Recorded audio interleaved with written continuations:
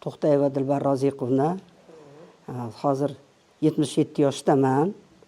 Shu yoshga kirishimga menga asosan foyda bergan mana shu karotin yog'i bo'ladi. Men karotin yog'ini juda ham yaxshi ko'raman. 2010-yildan ichib kelaman. Ana hozirgi damgacha karotino meni uyimda hamisha yonimda.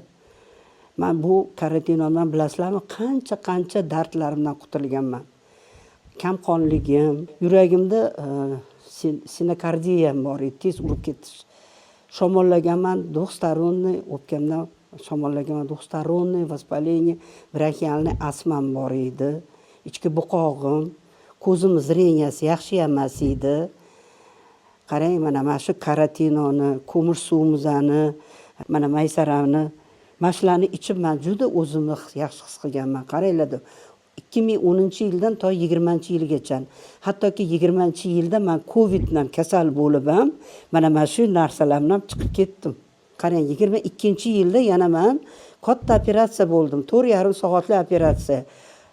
После операционной грижа, пупочный грижа, shunaqangi og'ir bo'ldim. Ishonsangiz, 10 kungacha o'zimga kela olmaganman.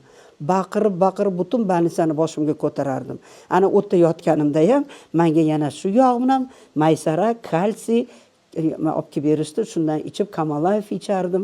Shunaqangi yaxshi his qilib o'zimni tezgina sog'ayib ketganman. Ana endi shu 22-yildan buyog'iga mana 23-yil soppa-sog' bo'lib, mana yuribman. 24-yil o'z kuchim bilan, quvvatim bilan umra ziyoratlariga borib kelishga muvaffaq bo'ldim.